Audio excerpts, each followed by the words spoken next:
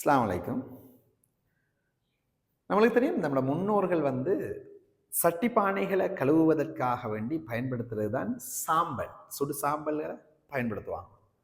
அடுத்தது பலாப்பழம் சாப்பிட்ட பிறகு படுகின்ற அந்த பிசினை, அந்த ஒட்டுந்தன்மையான அந்த கம் போன்ற ஒரு பதார்த்தத்தை இல்லாமாக்குறதுக்கு நாம் தேங்காய் பயன்படுத்துவதை போல நாம் பழைய பேப்பர்களை பயன்படுத்தலாம்.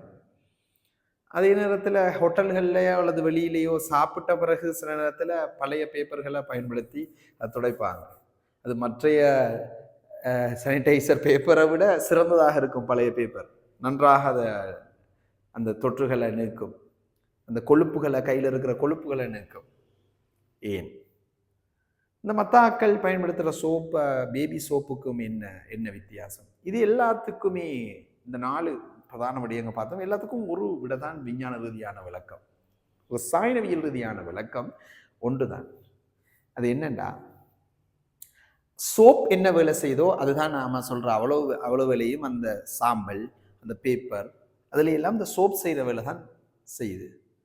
அந்த சோப் என்பது ஒரு கரைய கிருமிய நீக்குவதற்கான ஒரு பதார்த்தம். இது எப்படி தயாரிக்கிறேன்டா, ரசாயனவியல் ரீதியில இப்படிதான். ஒரு முக்லிசரைட் என்றது ஒரு வன்காரம் NaOH தாக்கம் அடையும் போது உருவாகுவது தான் இதுதான் சோப். இந்த சேர்வை தான் சோப். இது ஒரு உப்பு தான் சோப். இதுல இதை வளமையாக இதுல இருந்து தயாரிக்கலாம். கோகோனட் ஆயில், தேங்காய் ஆயில்கள்ல இருந்து சோப் தயாரிக்கலாம். கோகோனட் ஆயிலில், தேங்காய் ஆயிலில் பல ஃபெட்டி ஆசிட் இருக்கு. அதில் முக்கியமான ஒரு ஆசிட் தானது பாமிட்டிக் அசிட், ஸ்டியரிக் அசிட், இவையெல்லாம் ஒலிக் அசிட், இவையெல்லாம் முக்கியமான தேங்காய் எண்ணெயில் இருக்கிற ஆசிட். பிரதானமாக பாமிட்டிக் அசிட்ல இருந்து வரதான் சோடியம் பாமோயேட் தான் பொதுவான சோப். சோப்புனாலே சோடியம் பாமோயேட் தான். இது 2 பகுதியை கொண்டது. ஒரு சோப்புல ஒரு தலை, ஒரு வால் பகுதி இருக்கும். ஒன்று முனைவற்ற ஒரு பகுதியும் போலரான முனைவுள்ள ஒரு பகுதியும் காணப்படும். முனைவுள்ளண்டா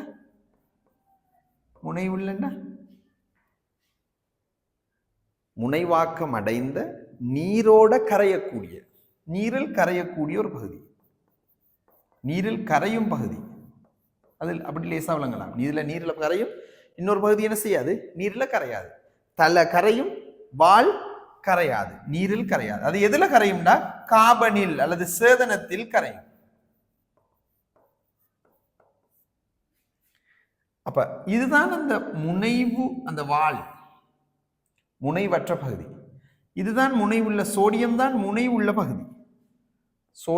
முனைவுள்ள பகுதி. இப்படி 2 பகுதி சோப்ல காணப்படும்.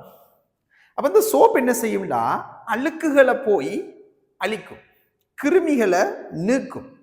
எப்படி ஒரு ஆடையில் இருக்கிற, கையில் இருக்கிற அழுக்கு நீக்குது, எப்படி நீக்குதுண்டா, இப்ப நீங்க கற்பனை செய்யுங்க, தோல்ல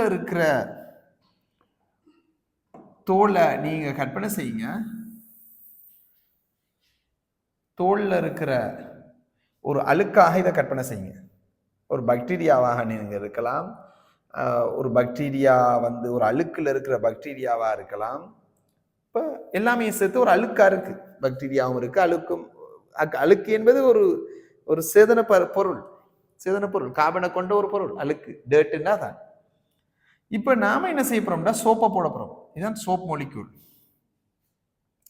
இந்த சோப் மொலிக்யூல் என்ன செய்ய போகுதுன்னா, இந்த சோப் மொலிக்யூல் அதுல நாம சொன்னவே ஏற்கனவே தலைப்பகுதி, வால் பகுதி இருக்குன்னு, அது போய் இதோட இணைய போகுது. அதுல இந்த மொலிக்யூல் சேதனம், நீரில் கரையாது. அப்ப நீரில் கரையாத அந்த வாலோட தான் இணையும். பாருங்க, எல்லா வாலும் போய் இதோட இணைஞ்சிருக்கு. இதுவும் நீரில் கரையாது, இதுவும் நீரில் கரையாதது முனைவற்றதோட இணையும். நீரில் கரையாதோட இணையும். ஒத்த இனங்கள் தான் இணையும். இணைஞ்சி கொஞ்சம் கொஞ்சமாக இணைய இதுல இருந்து இது கலரும். இதுல இருந்து இப்போ இது தோல்ல இருந்து அந்த அழுக்கு கலரும், அல்லது உடுப்பா இருந்தால் உடுப்புல இருந்து அது கலரும். கலந்து தனியொரு பகுதியாக மாறும். என்ன சுத்தி முதல்ல மேல மட்டும் இணைஞ்சது அந்த சோப், அப்புறம் கீழே கீழே இணைய இதுல இருந்து அவர் கலண்டு இப்படி ஒரு பகுதியா வந்துடுவார். இதைத்தான் நாம சொல்ல போறோம் மிசல் ஃபார்மேஷன். இவர் தனியொரு இதா வந்துடுவார், தனியொரு இதா வந்துடுவார். இதைத்தான் நாம சொல்ல போறோம் மிசல் ஃபார்மேஷன். இப்படி ஒரு தனி ஒரு பகுதியாக வந்துடுவார். அழுக்கு அதில் ஒட்டி கொண்டிருந்தது, ஆனால் அதை அப்படியோ கலட்டி எடுத்து ஒரு உருளையாக மாத்திட்டு, எது மாத்திட்டு? சோப் மாத்திட்டு.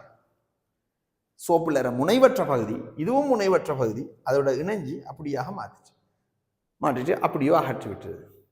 ஸோ நாம் தண்ணியை போட்டு அதில் சோப்பை போட்டு கலக்குகின்ற போது அந்த கலக்கிற தண்ணியோட என்ன நடந்துடும்? அந்த உடுப்புல இருக்கிற இதெல்லாம் இவ்வாறு ஒரு மிசலாக, ஒரு தனித்தனி ஒரு ஒரு ஒரு ஒரு கோலமாக மாறி வந்துடும்.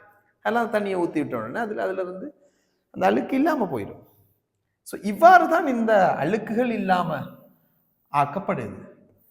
அப்போ இந்த சாம்பல்ல என்ன இருக்கு? சாம்பல் எப்படி இது பண்ணுது? சாம்பல்ல இருப்பதும் பொட்டாசியத்தின் சேர்வைகள். ஆகவே இந்த பொட்டாசியம் கார்பனேட்டுகள் என்ன செய்யும்டா, அதுல இருக்கிற பொட்டாசியம் சேர்ந்து அதுல இருக்கிற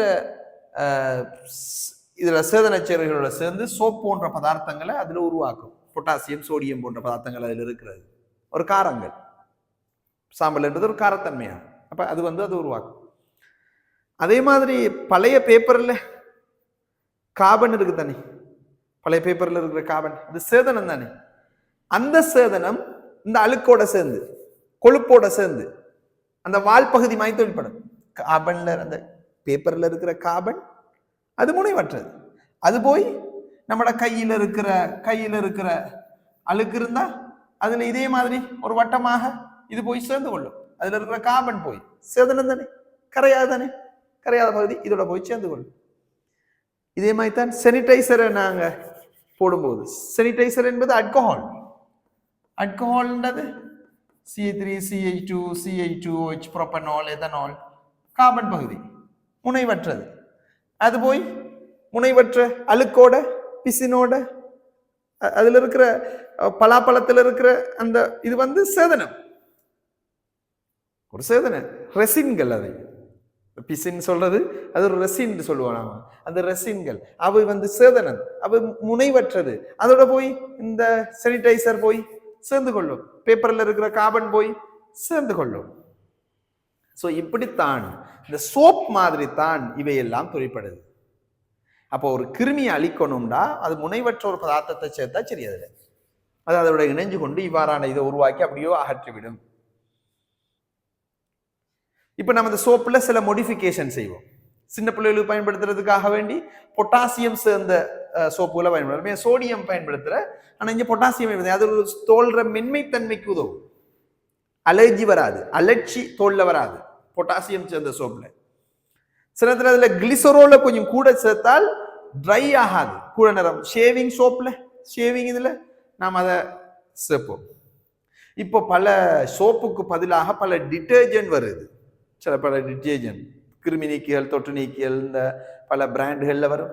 அதுல வாசங்கள் கூடியதாக, இன்னமும் சில கரல் போன்ற பதார்த்தங்களையும் அகற்றக்கூடியதாக, வெவ்வேறு நிறமூட்டிகள் சேர்க்கப்பட்டு நீண்ட நாட்கள் அதை இது பண்ணக்கூடியதாக, மினுமினுப்பை ஏற்படுத்தக்கூடியதாக பல ரசாயனங்கள், பல கெமிக்கல் சேர்க்கப்பட்டு ஒவ்வொரு தேவைக்கேற்றால் போல இப்ப இந்த டிட்டர்ஜென்டும் சோப்பும் இப்ப இண்டஸ்ட்ரியல் ரீதியாக தயாரிக்கப்படுகிறது.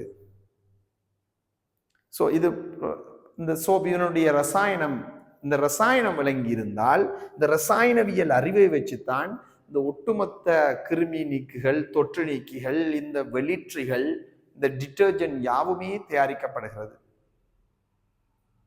இதில் மேலதிகமான விடயங்களை நாம இண்டஸ்ட்ரியல் கெமிஸ்ட்ரியில இன்ட்ரெஸ்டாக நாம படிப்போம்.